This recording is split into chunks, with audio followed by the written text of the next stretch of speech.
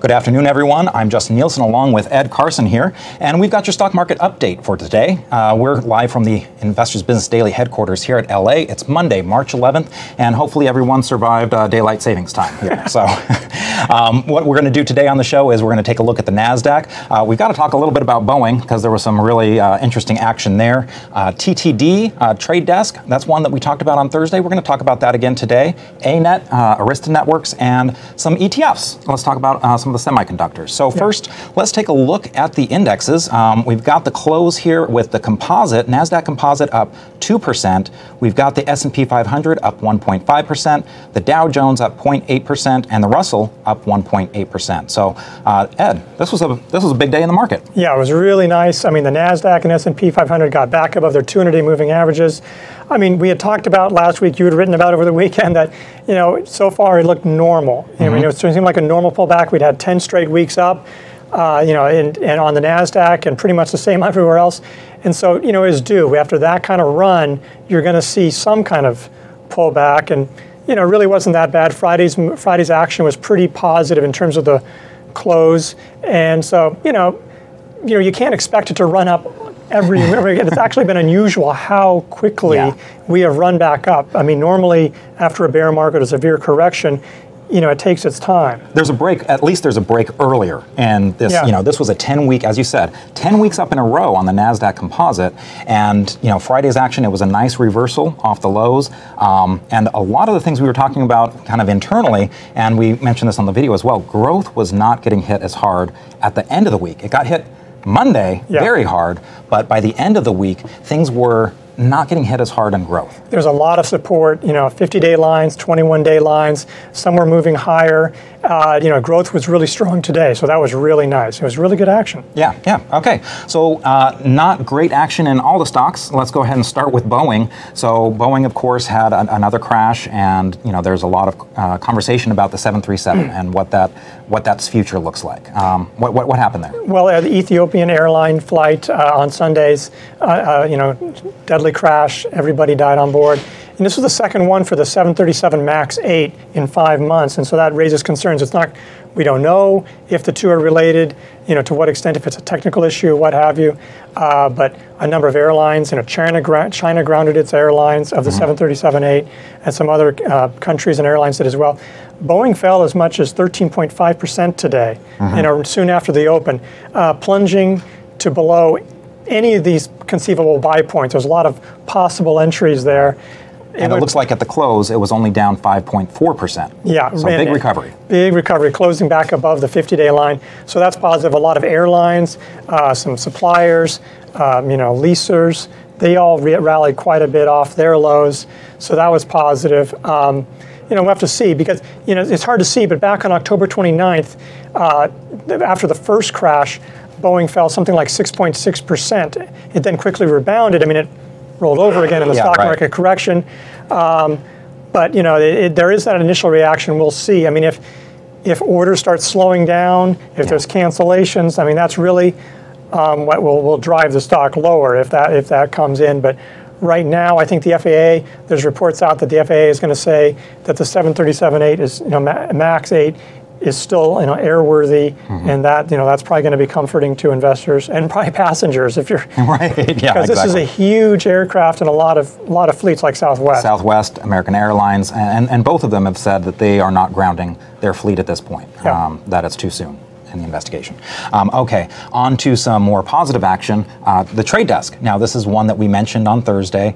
We had it as our IBD stock of the day, or IBD 50 stock of the day on that day. And today, Trade Desk was our IBD stock of the day. So what's going on with Trade Desk? Well, trade desk, which had a really nice breakout. Then it's set up in what we call a 3 weeks tight pattern. That's when the stock will have a weekly close within 1 or 1.5% of the previous week's close for 2 weeks in a row. And it can look a little wild on a daily chart, but we're showing it here because it's actually then the buy point is 10 cents above the highest point in that 3 weeks tight pattern, not necessarily the left-hand side. Yeah.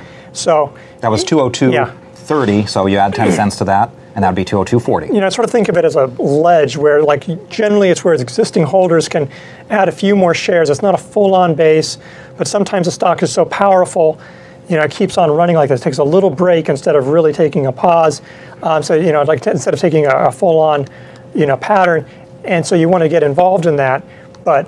It was definitely strong action, definitely saw it with a lot of growth stocks. It was really nice here. And this was after a 31% move off of earnings. So the fact that it was able to make a 3 weeks tight, and again, remember, we're looking at the weekly closes here. The fact that it was able to do that 3 weeks tight after such a big move, maintain all of those gains, that's what we're looking at as the positive action. Very positive. That's one reason why this is one of those earnings gaps. We've seen a number of them that did really well, and they are scary. They scare me. I look at them, it's like, man, how can I buy that? But they're, obviously you have to be careful because they can come down, but earnings gaps can often really tell you that it's a powerful stock and really is one that you want to be part of. Yes, absolutely. So also in the tech field, and there were a lot of strength in tech today, and that's why the NASDAQ was one of the outperforming indexes today. But we also had Arista Networks. Arista Networks, this is one that had such a phenomenal move last year. It was just, incredible.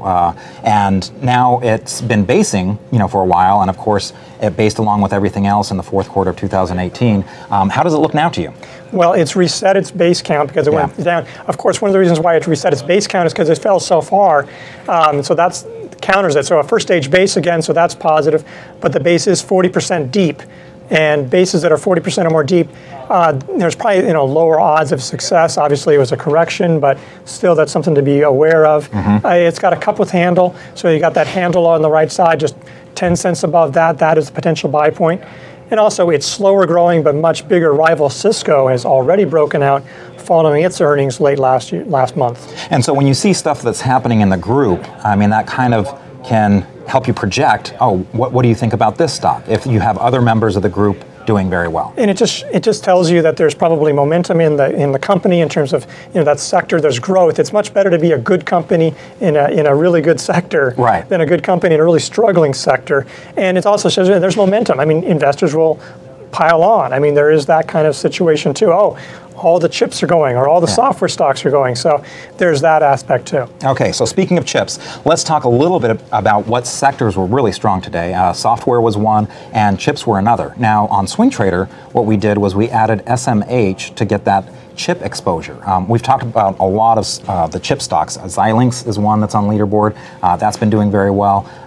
But when do you feel like it's a good idea to maybe switch over to the ETF, or maybe just a sector play, and when do you decide, okay, triple leveraged versus, I'm just going to take it easy and do single leverage on this one? Well, I mean, you could have bought a triple leverage maybe early on in the rally. I mean, obviously, we did with leaderboard with UPRO for the S&P 500. Could have done that with maybe SOXL early on when you thought, okay, it's going to move.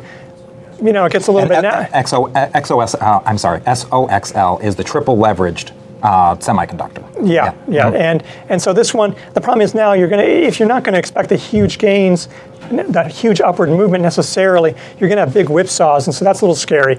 I mean, one reason to play an ETF still with this sector is that aside from Xilinx, which is extended, I mean, you got Broadcom, which is near a buy point, but it's sort of sloppy, and you have earnings coming out. Intel has just formed a handle on its base, but not too many are really setting up. And so you think, well, I want to play the chip sector, but there's not really that many options, and they don't necessarily look that clean. And then you look at the chart here, and the chart, well, that looks like a nice cup with handle. It almost looks a little bit cleaner than some of the individual names, plus you don't have that individual stock risk. Absolutely, and it's always a question. You can just buy an ETF or wherever, but knowing that you're doing that, or you can actually buy it like a stock, buy it on the breakout, in which case you probably want to sell it like a stock too. I mean, you have just to know what you're doing here, but this is positive. The software ETF is actually doing something similar near a buy point. Because it's acted well as well. Okay, well, I think that'll wrap it up for us today. Don't forget to join us on all of our social media. We are on Twitter, we are on Facebook, Instagram, and YouTube, and we will see you back here tomorrow at 1 o'clock at the close Pacific time. Thanks a lot for joining us.